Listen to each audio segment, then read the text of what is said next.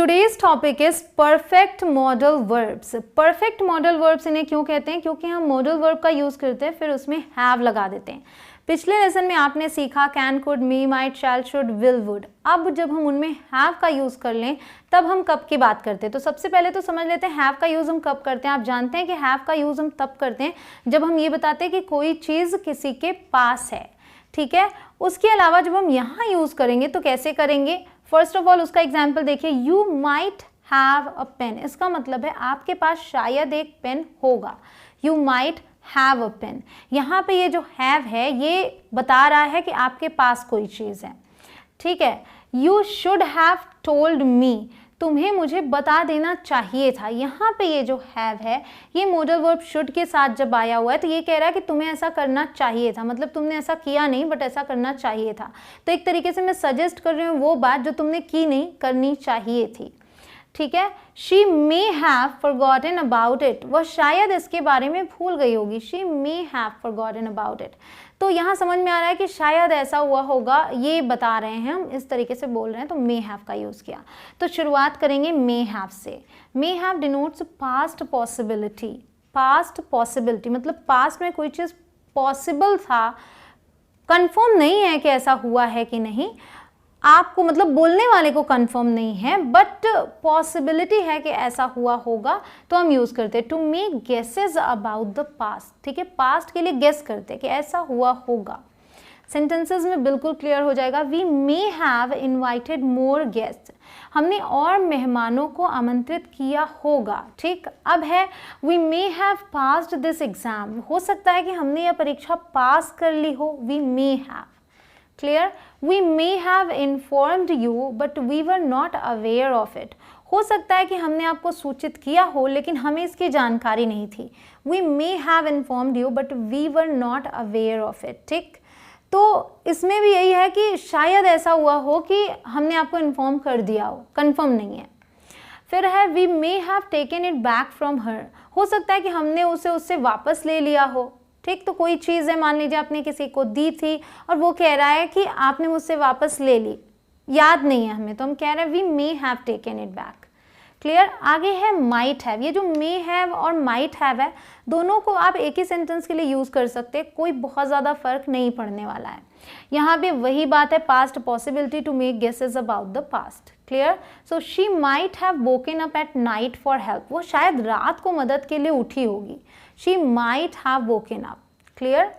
और she may have woken up, दोनों ही यूज़ कर सकते हैं। I might have troubled you for this thing. अब एक चीज़ अगर आप नोटिस कर रहे हो तो ना कर रहे हो तो कीजिए कि हम क्या कर रहे हैं, इसके बाद हम हर बार V3 यूज़ कर रहे हैं।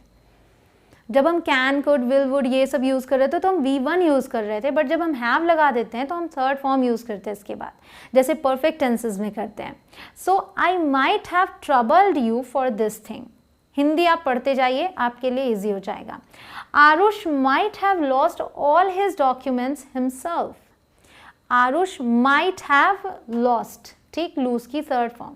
फिर है शुड हैव। शुड हैव को समझते हैं पास्ट अनरियल रिकमेंडेशन, ठीक। हुआ नहीं था, हम बोल रहे हैं कि तुम्हें ऐसा करना चाहिए था, तब हम शुड हैव का यूज करेंगे। She should have made her notes. उसे अपने नोट्स बनाने चाहिए थे, उसने बनाया नहीं, इसीलिए आज उसे इतनी प्रॉब्लम आ रही है। She should have made, clear. You should have listen to the teacher. तुम्हें अपने शिक्षक की बात सुननी चाहिए थी, तुमने सुनी नहीं ना, इसी वजह से इतनी मुसीबत में पड़ रहे हो, आपको आंसर्स नहीं आ रहे हैं। So what should you have done? You should have listen to the teacher. Mukul should have informed you about the cancellation of class. Mukul should have informed you मतलब मुकुल को तुम्हें इन्फॉर्म करना चाहिए था, उसने किया नहीं। याद रखिएगा शुड हैव आप तभी यूज़ करते हैं जब वो क्रिया हुई नहीं है बट आप केवल बोल रहे हैं कि करनी चाहिए थी। I should have scolded my daughter in time for her wrong deeds, ठीक। तो I should have scolded my daughter, I didn't scold her but I should have scolded her. मैंने उसे स्कोल्ड किया नहीं बट करना चाहिए था। I should have taken control on my calorie consumption. नहीं तो फिर इतनी प्रॉब्लम ना आती ना, अगर मैंने किया होता, मुझे करना चाहिए था। अब आते हैं मस्ट हैव पे। शुड हैव बहुत ही ईजी, आप समझ गए। मस्ट हैव को समझेंगे, expresses an opinion about an earlier, मतलब पास्ट सिचुएशन की बात करें तो expresses an opinion about an earlier situation, earlier तो पास्ट ही होता है। A conclusion based on known details, वहाँ पे क्या था, जब हम शुड हैव बोल रहे थे उसके पहले जाते हैं माइट हैव, माइट हैव में हम गेस कर रहे थे, ठीक है, कि ऐसा हुआ होगा। बट जब हम मस्ट हैव यूज़ करते हैं तो एक तरीके से हम जो चीज़ें हम जानते हैं ना उसके बेस पे हम ये कहना चाहते हैं कि ज़रूर ऐसा हुआ होगा। माइट हैव में हम गेस कर रहे थे, बट मस्ट हैव में हम कह रहे हैं ज़रूर ऐसा हुआ होगा। तो देखिए आप example, we must have been crazy, हम ज़रूर पागल हो गए होंगे जब भी हमने ये चीज़ की। आगे है you must have lied a lot to them, आपने ज़रूर उनसे बहुत झूठ बोला होगा, ठीक, ज़रूर। She must have gone to Jaipur, वो ज़रूर जयपुर गई होगी, तो ज़रूर का यूज़ कर रहे हैं। They must have forgotten the way to the destination, वे ज़रूर मंजिल का रास्ता भूल गए होंगे तभी वो नहीं पहुँचे यहाँ। अब है वुड हैव, वुड हैव जब हम यूज़ करते हैं वो होता है पास्ट अनरियल एक्शन, ठीक है। तो यहाँ पर एक तरीके से हम काल्पनिक बातें करते हैं। सेंटेंस में देखिए आप बिल्कुल अच्छे से समझ पाएंगे, हर जगह V3 मिलेगा आपको, ये ध्यान रखिएगा। I would have given you the needed money if I had known about your financial worries. इसका मतलब है कि अगर मुझे आपके फाइनेंशियल चिंताओं के बारे में पता होता तो मैंने आपको आपकी ज़रूरत के लिए जो भी पैसे चाहिए थे दिए होते। मतलब अगर ऐसा हुआ होता तब ऐसा मैं करता, तब मैंने यूज़ किया आई वुड हैव, ठीक। ऐसे कंडीशन में यूज़ होता है। ऐसे सेंटेंसेस को एक बार में समझ पाना मुश्किल है, धीरे धीरे आप इसे समझेंगे और आगे के लेसन्स में मैं इस पर अलग से जब लेसन बनाऊंगी तो वहाँ पर आप और अच्छे से समझ पाएंगे। We would have launched the movie in time if we had known about the pandemic lockdown, अगर हमें महामारी के लॉकडाउन के बारे में पता होता तो हम समय पर फिल्म लॉन्च कर देते। मतलब ना तो पता था ना तो हमने वैसा किया, यहाँ पे हम वुड हैव का यूज़ करते हैं। Sakshi would have consulted a doctor, Sakshi doctor से मिली होती if she had known about her disease, ठीक है, अगर उसे उसकी बीमारी के बारे में पता होता तब वो डॉक्टर से कंसल्ट कर चुकी होती, मतलब किया होता।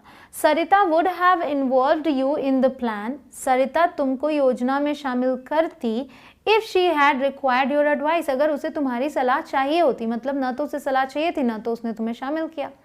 अब है could have, could have past unreal ability के लिए यूज़ होता है, मतलब तुम कर सकते थे, ये जब हम कहना चाहते हैं।